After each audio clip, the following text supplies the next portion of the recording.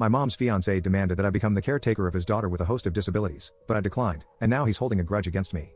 I, a 20-year-old male, moved out of my mom's, a 42-year-old female, house a couple of years ago when I went to college. Until 10 months ago, I had my own room there, but her fiance, a 45-year-old male, and his two kids, a 6-year-old male and a 4-year-old female, moved in with her. The 4-year-old has a host of disabilities. I know they have a seizure disorder and a condition called osteogenesis imperfecta, but I believe there's another one involving paralysis or spasms of the stomach/esophagus. My mom took classes for over 2 months before her fiancé moved in so she would know how to take care of his daughter. Her fiancé's ex is totally out of the picture, so mom decided she would need to step up completely, which I get. I have been back twice since mom's fiancé moved in with his kids. The first time was at Christmas, and I stayed with my grandparents because my old room went to the 4-year-old, and there was no spare room for me. My mom was disappointed, but I pointed out it would stop me from getting in the way of their routine too. The second time was late June/early July. I was home for a few weeks and again stayed with my grandparents. Mom offered to buy a pull-out bed for me, but I said I was good with my grandparents. When I was home and whenever I went to mom's, I was asked if I had looked into taking the same classes mom had or if I'd like them to set me up with them. I said no and asked why I'd need to take them. Mom said she had hoped I would want to help them. She said it would mean I could step in if an emergency came up,